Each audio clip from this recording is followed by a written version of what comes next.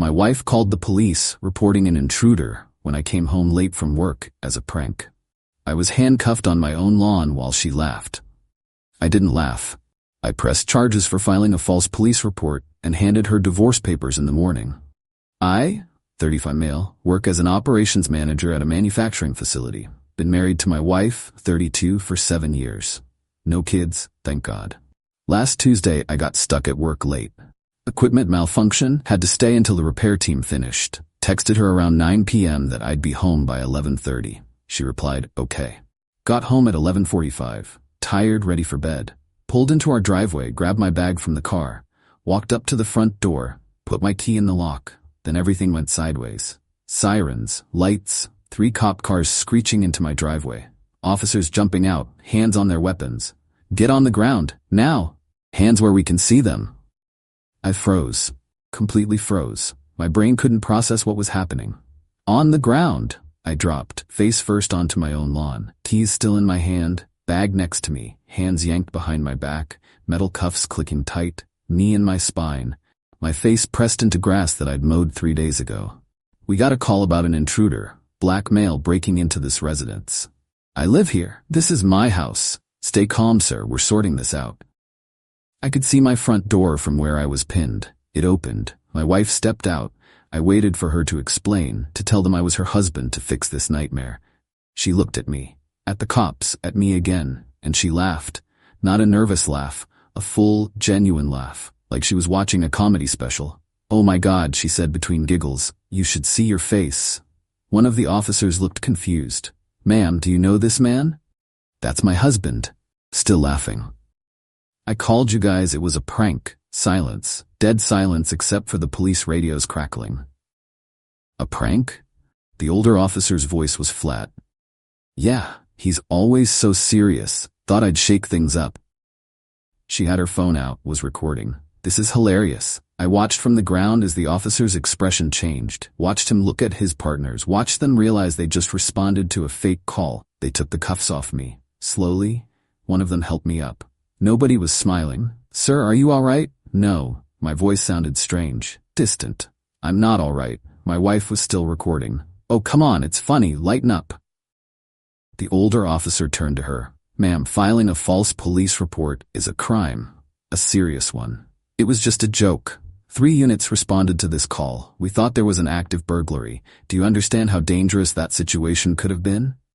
But nothing happened. Everyone's fine. I looked at her. Really looked at her. At the person I'd been married to for 7 years, who thought traumatizing me was entertainment. Officer, I said, I want to press charges. Her laughter stopped. What? I want to press charges for filing a false police report. Are you serious right now?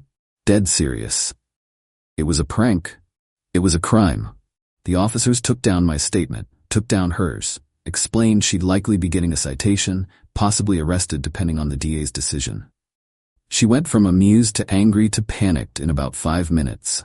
I slept in the guest room that night, didn't say a word to her. Next morning at 6 a.m., I knocked on our bedroom door. She opened it, eyes puffy from crying. I handed her an envelope. Divorce papers.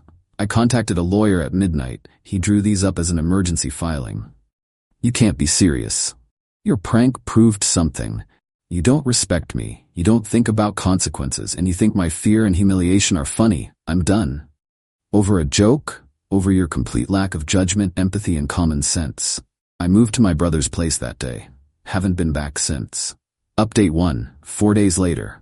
The fallout has been intense. My wife has called me 200 plus times. I'm not exaggerating. 200. I blocked her number after the first 50. She started calling from other people's phones. Her mother, her sister, her best friend. Random numbers I don't recognize. The voicemails are wild. Started with apologetic, moved to angry, now cycling between both. Sample. Baby, I'm so sorry. I didn't mean to hurt you. Please come home. Next one. 2 minutes later. You're seriously going to destroy our marriage over this? You're being ridiculous. Then, everyone thinks you're overreacting. It was one mistake. I haven't responded to any of them. The police citation came through. She's being charged with filing a false report, misuse of emergency services, and something else the officer mentioned, interference with police operations. looking at potential fines up to $5,000 and possible jail time. Unlikely, but on the table. She showed up at my brother's apartment yesterday. Banged on the door for 20 minutes. My brother's wife called the cops. They told her to leave or they'd arrest her for trespassing. She left, but not before screaming that I was ruining her life over nothing. Her parents called me. That conversation was surreal. Her dad, "Son, don't you think you're being a bit extreme?" She made a mistake. She called armed police officers to my home and reported a false crime for entertainment. Her mom, "But she apologized. Isn't that enough?" No, it's not. It's not. You're really going to throw away 7 years over one bad decision? Me, if her bad decision had gone differently, I could have been shot. Do you understand that? If I'd moved wrong, if the cops thought I was reaching for something, I could be dead. Silence. Her mom, "She didn't think." Exactly. She didn't think, and that's the problem. They tried the whole marriage is about forgiveness angle. I told them marriage is also about not traumatizing your spouse for internet clout. Yeah, turns out she was planning to post the video to TikTok. She told her best friend, who told my brother's wife, who told me. The whole thing was for social media content. Pranking my husband with the cops, or something. My lawyer says the divorce should be straightforward. We have some joint assets, the house, savings account, 2 cars. State law means we split things roughly 50-50. I'm fine with that. I just want out. My wife's lawyer, yes, she already got one, sent a letter suggesting we work things out and go to counseling instead of divorcing. My lawyer sent back a very polite, absolutely not. The criminal case is moving forward. She got a court date next month. Her lawyer is trying to get the charges dropped, claiming it was a misunderstanding and she had no malicious intent. The prosecutor's office isn't buying it. They've got the 911 recording, got her on tape telling the dispatcher there was an intruder breaking in, describing me, her husband who she knew was coming home, and giving our address. Then they have the body cam footage from the officers showing her laughing, recording, admitting it was a prank. Pretty open and shut. My work has been supportive, told them what happened. My boss's response, "Take whatever time you need." That's traumatic as hell. It is. I'm not sleeping great. Keep having this dream where I'm back on the lawn, but this time the cops don't realize their mistake. Every time I close my eyes, I feel the cuffs, hear the sirens. My brother asked if I'm sure about the divorce. What if she's genuinely sorry? She's sorry she got caught. Sorry there are consequences. She's not sorry she did it. How do you know? Because her first instinct wasn't to apologize to me. It was to apologize to the cops for wasting their time. Then she got mad at me for pressing charges. Never once did she seem to understand why having your spouse report you as a criminal might be relationship ending. He got it. Friends are split. My friends are on my side. Her friends think I'm overreacting. One of them texted me, "Don't you think divorce is harsh? It was a stupid prank that went wrong." I replied, "If your partner called armed officers to your home as a joke, would you trust them again?" No response. The house is in both our names. We'll have to sell it as part of the divorce. Market's decent right now, should get good value. I'm already looking at apartments for afterward. She keeps texting from new numbers. "We can fix this. Please don't give up on us. I'll do anything. Except take accountability." Every apology comes with a but or an excuse. "I'm sorry, but I didn't think it would be that big a deal. I'm sorry, but you're overreacting. I'm sorry, but everyone makes mistakes." That's not an apology. That's deflection. Court date for her charges is 3 weeks away. Divorce paperwork is filed. I've moved on. She hasn't. Update 2. 3 weeks later. Her court date was yesterday. I was there. So was she. And her entire family, and apparently half her friend group. The prosecutor laid it out plain, showed the 911 call recording, played the body cam footage, displayed the text messages she sent afterward, which I'd given them, where she bragged to friends about pranking me and how the cops were so mad, lol. Her lawyer tried to argue it was a momentary lapse in judgment, and she'd learned her lesson. The judge asked her directly, "Do you understand that filing a false police report diverts emergency resources from actual emergencies?" Her answer, "Yes, but I didn't think about it like that at the time. I just thought it would be funny." You thought having armed officers confront your husband in your driveway would be funny? I mean, when you say it like that, it sounds bad. It is bad. She got sentenced to $2,500 fine, 100 hours of community service, 18 months probation, mandatory counseling, anger management and decision-making classes, formal apology letter to the police department, no jail time, which honestly I'm fine with. I didn't want her locked up. I wanted consequences. This is consequences. Her family was furious. Not at her. At me. Her mother cornered me outside the courthouse. Are you happy now? You've destroyed her life. I didn't destroy anything. She destroyed it herself. She made one mistake. One mistake that could have gotten me killed. One mistake she recorded to post online for entertainment. That's not a mistake. That's a character flaw. Her sister jumped in. You're supposed to love her, through better or worse. Worse doesn't include calls armed police to our home as a prank. That's not in the vows. Her dad actually looked ashamed. Didn't say much, just shook his head and walked away. My wife tried to approach me. Her lawyer physically stopped her. Don't, you're on probation. Any harassment complaints will violate it. She yelled across the parking lot. I hope you're happy. You got what you wanted. I wanted a wife who didn't think terrorizing me was entertainment. Guess that was too much to ask. The divorce is moving forward. We've agreed to mediation for the assets. House went on the market last week. Already got 3 offers. We'll probably accept the highest and split the profit after paying off the mortgage. About $85 each after everything's settled. Savings account is being split. Cars are being kept by whoever's name is on the title. I'm keeping mine. She's keeping hers. Works out. She wanted the dog. We'd gotten a golden retriever 3 years ago. She claimed he was hers because she fed him more. I had receipts, vet bills in my name, license in my name, adoption papers with my signature. Dog stays with me. She cried in mediation. You're taking everything from me. The mediator looked uncomfortable. Ma'am, this is a fairly equitable split. He's taking my dog. The documentation shows. I don't care about documentation. That's my dog. I stayed quiet, let her spiral. Eventually her lawyer got her to calm down. We settled. I get the dog. She gets some furniture she wanted. Fair trade, though watching her argue about a dog after what she did was surreal. My lawyer told me afterward, I've never seen someone so focused on winning while completely missing why they lost. Perfect summary. The community service requirement is eating at her. She has to do it at a homeless shelter or food bank. Has to log hours, get signatures. Her friends keep posting supportive messages. Stay strong. This is so unfair. One of her friends actually commented on a post, can't believe he pressed charges over a joke. Men are so sensitive. My buddy replied, can't believe she called armed cops on her husband. Women are so entitled. He got blocked. Her probation officer already contacted her about violation risks. Apparently she missed her first counseling session. Claimed she forgot. Probation officer wasn't sympathetic. Told her if she misses another one, she'll face jail time. Suddenly she remembered all her future appointments. My therapist, yeah, I started therapy, says what I'm experiencing is betrayal trauma. That the prank wasn't just disrespectful, it was a violation of trust and safety. That processing it will take time. I'm working on it. Sleep's better. Not perfect, but better. The nightmares are less frequent. I don't jump every time I hear sirens anymore. Got approved for an apartment. Nice place, 1 bedroom, perfect for me and the dog.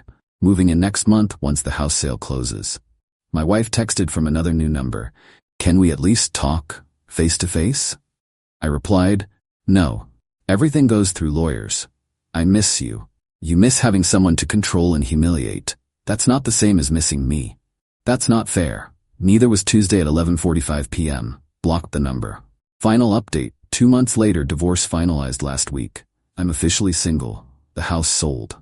Got asking price. After mortgage payoff and splitting proceeds, I walked away with $83,000. Not bad.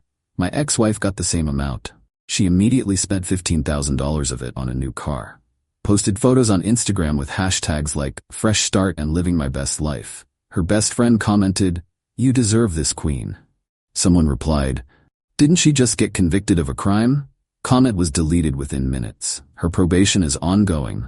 She's completed about 30 of her 100 community service hours.